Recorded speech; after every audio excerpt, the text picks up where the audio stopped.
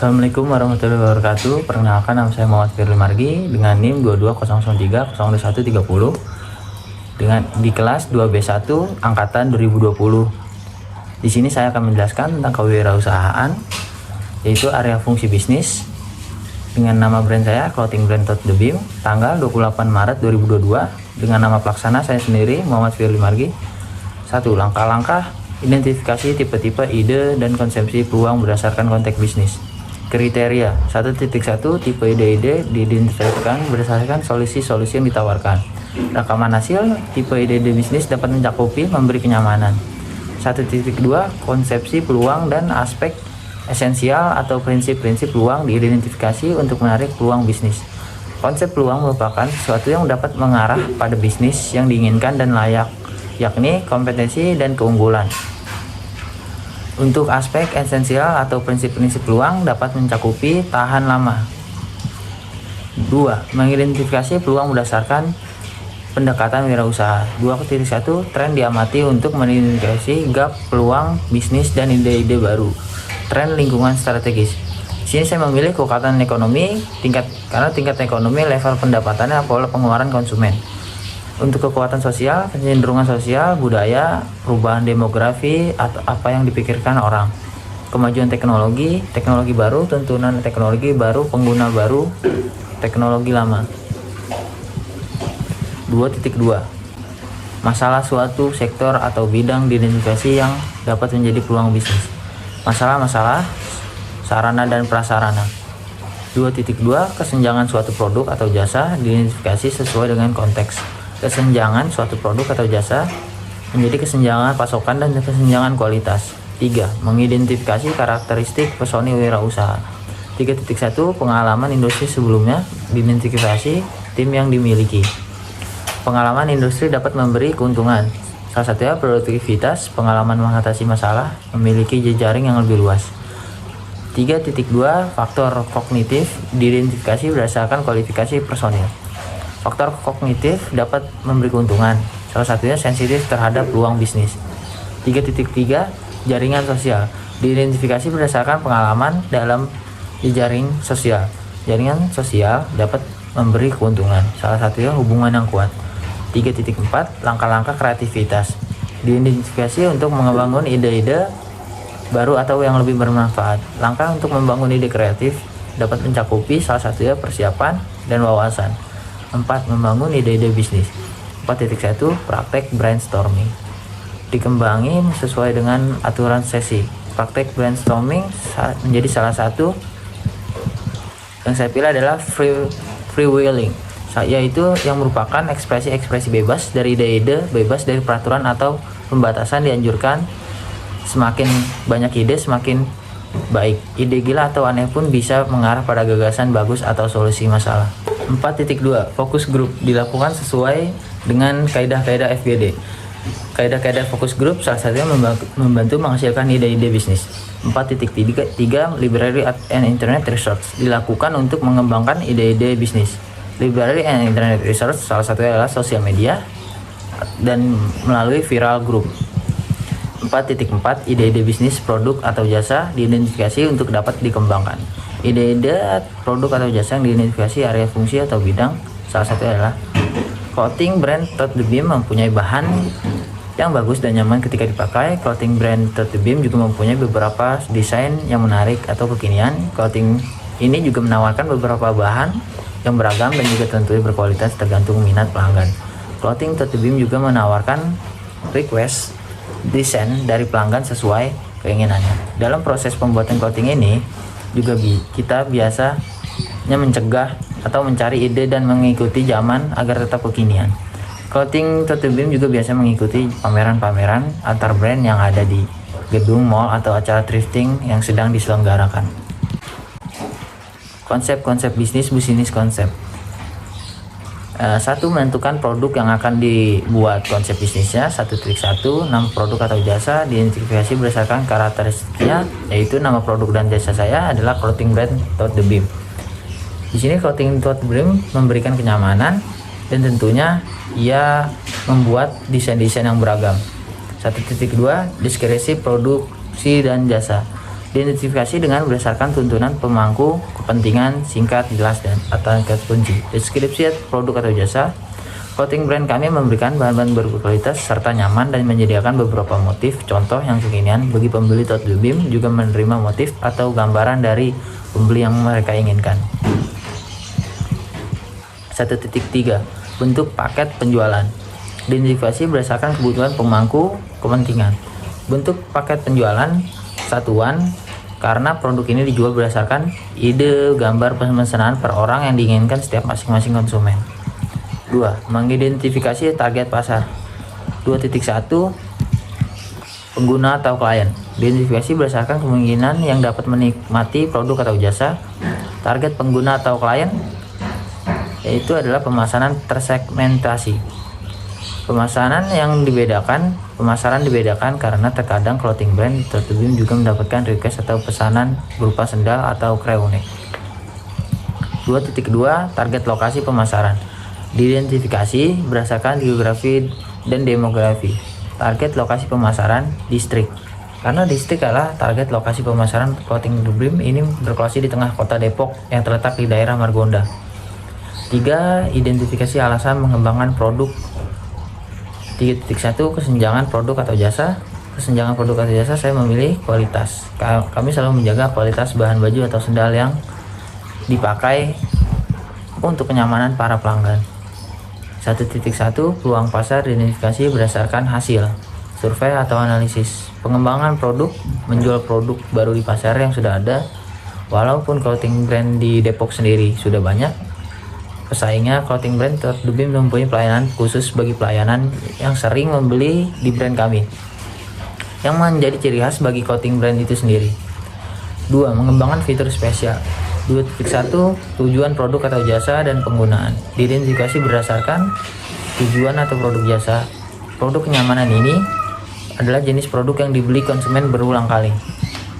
Survei dan analisa produk belanja. Konsumen biasanya menghabiskan lebih banyak waktu untuk membandingkan berbagai opsi dalam kategori produk belanja. 3.3 Fitur-fitur utama yang ditawarkan. Diidentifikasi berdasarkan analisa tujuan dan penggunaan. Fitur utamanya adalah janji, selalu memberikan bahan yang berkualitas sesuai pemesanan konsumen. Tujuannya agar konsumen merasa puas dan penggunaannya bisa mencapai jangka waktu yang panjang. 3.4 Manfaat produk atau jasa. Manfaat produk atau jasa. Manfaat kenyamanan adalah nyaman dipakai karena bahan yang digunakan lembut dan nyaman, jadi tidak mudah menyebabkan keringat. 3.5 Produk atau jasa. Identifikasi sebagai jaminan keberlangsungan rehabilitas. Produk atau jasa mencakupi ruang lingkup rencana akan adanya tambahan suatu produk dan desain berbeda yang akan mengikuti beberapa tren masa kini, agar tetap disukai kalangan masyarakat terutama remaja yang menyukai fashion. 3.6 Personal branding tim konsultan. Diidentifikasi berdasarkan portofolionya. Personal branding tim konsultan, salah satunya saya mengakui adalah pengakuan masyarakat sekitar terutama remaja yang pernah membeli atau menjadi pelanggan di clothing brand Tote Bim mengakui bahwa bahan yang dipakai bagus dan desain yang menarik serta kekinian. 3.7 Kualifikasi tim. Diidentifikasi sesuai kerangka kualifikasi nasional. Di sini saya memilih lainnya karena clothing brand Tote Bim sendiri akan menambahkan beberapa produk tertentu yang akan dipilih bersama karyawannya yang bekerja kualifikasinya. Dan saya memilih level kerangka kualifikasi 1 sampai 9. Di sini clothing brand Tote Bim mempunyai pegawai 1 hingga 5 orang yang membantu setiap desain atau pembuatan clothing brand itu sendiri. Analisa kelayakan usaha buku 3. 1.1 Tingkat diinginkan pasar terhadap produk atau jasa. Di sini saya mengambil keuntungan dari tren lingkungan, yaitu potensi tinggi dengan poin 1. Menyelesaikan masalahnya, potensi sedang dengan poin 0, dan mengatasi kesenjangan yang tidak terisi di pasar dengan potensi sedang yaitu dengan poin 0. Ketepatan waktu masuk ke pasar, potensi 0. Luasnya gagasan menambahkan nilai bagi pembeli atau pengguna akhir. Dengan potensi sedang yaitu dengan poin 0, sejauh mana pelanggan puas dengan produk pesaing yang sudah tersedia. Dengan potensi tinggi yaitu poin 1, dan sejauh mana ide tersebut mewajibkan pelanggan mengubah praktik dasar atau perilaku mereka, yaitu potensi rendah dengan -1. 1.2 permintaan produk atau jasa disurvei langsung atau online. Seberapa besar kemungkinan pasar akan memberi ke produk atau layanan yang ditawarkan dengan potensi tinggi? 1. Bagaimana mereka bersedia membayar untuk produk atau jasa dengan potensi tinggi? 1 dengan poin 1. 2. Kelayakan target industri.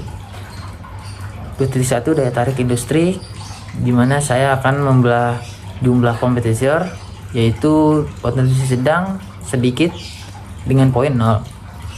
Tahap siklus hidup industri, fase pertumbuhan dengan poin 0, dan juga tingkat pertumbuhan industri bidang ini dengan potensi tinggi, yaitu pertumbuhan tinggi dengan poin 1. Pentingnya produk dan jasa atau layanan industri kepada pelanggan, itu potensi tinggi harus memiliki dengan poin 1. 2.2 daya tarik target pasar dan konsumen. Identifikasi target pasar untuk usaha baru yang diusulkan dengan poin tinggi teridentifikasi dengan poin 1. Kemampuan untuk menciptakan penghalang untuk masuk bagi pesaing potensialnya dengan poin 1, yaitu potensi tinggi dapat menciptakan kenyamanan bagi para pelanggan. Daya beli pelanggan, yaitu sedang atau potensi rendah dengan poin 0. Kemudahan membuat pelanggan sadar akan produk atau layanan baru dengan potensi tinggi, yaitu dengan poin 1. Potensi pertumbuhan target pasar, itu dengan potensi sedang dengan poin 0. 3. Analisa kelayakan organisasi. 3.1 kecakupan proses manajemen. Pendiri atau pengalaman pendiri dalam industri, potensi sedang dengan poin 0. Pendiri atau keterampilan pendiri berkaitan dengan produk atau jasa baru yang diusulkan, yaitu dengan poin tinggi terampil dengan poin 1. Sejauh mana jaringan profesional dan sosial pendiri atau pendiri di industri yang relevan, dengan potensi sedang dengan poin 0. Sejauh mana usaha baru yang diusulkan tersebut memenuhi tujuan dan aspirasi pribadi pendiri atau pendiri, dengan potensi tinggi 1 kuat. Kemungkinan tim bisa disatukan untuk memulai dan menumbuhkan usaha baru dengan potensi tinggi poin 1. 3.2 kemunculan sumber daya. Karyawan dengan kompetensi spesifik mendapatkan potensi tinggi dengan poin 1. Perlindungan properti intelektual pada aspek kunci bisnis tidak berlaku pada saat pemula, dengan potensi sedang poin 0. 4. Kelayakan esensial. 4.1 modal awal yang dibutuhkan. Modal ekualitas kapital dengan potensi sedang poin 0. Modal utang debit kapital dengan potensi rendah -1. Modal khusus specialty capital dengan potensi tinggi poin 1. 4.2 kinerja keuangan bisnis sejenis karakteristik ekonomi industri dengan potensi tinggi poin 1. Probabilitas dan risiko saat ini mendapatkan potensi tinggi dengan poin 1. Nilai perusahaan mendapatkan potensi sedang dengan poin 0. 4.3 daya tarik finansial keseluruhan. Hasil keuangan historis mendapatkan potensi tinggi dengan poin 1. Proyeksi pendapatan mendapatkan potensi tinggi dengan poin 1. Keuntungan setidaknya untuk 3 tahun ke depan mendapatkan potensi rendah dengan poin 0. Margin kotor dan laba bersih sebelum pajak sebagai presentasi dari pendapatan mendapatkan potensi rendah dengan poin 0. Daya tarik relatif terhadap perusahaan lain yang telah Anda lihat mendapatkan potensi sedang dengan poin 0. 5. Potensi keseluruhan. Potensi keseluruhan dari bisnis berdasarkan setiap bagiannya adalah bagian 1 kekuatan ide bisnis mendapatkan poin 2,5, yaitu sangat layak, di mana saran untuk meningkatkan potensi tingkat yang diinginkan pasar terhadap produk dan jasa clothing brand ini sangat layak karena produk dan jasa yang dipakai berkualitas dan harus dipertahankan. Bagian 2, listrik industri atau pasar 2,5 dengan poin 2,5 sangat puas. Dan saran untuk meningkatkan potensi adalah daya tarik clothing brand ini menjadi target industri yang sangat layak untuk dipertahankan dan dikembangkan. Bagian 3 adalah kelayakan organisasi, mendapatkan poin 2 yaitu layak. Dengan saran untuk meningkatkan potensi adalah analisa terhadap clothing brand ini menjadi bagian organisasi yang layak untuk berkembang dan layak untuk harus ditingkatkan kembali kecukupan sumber daya.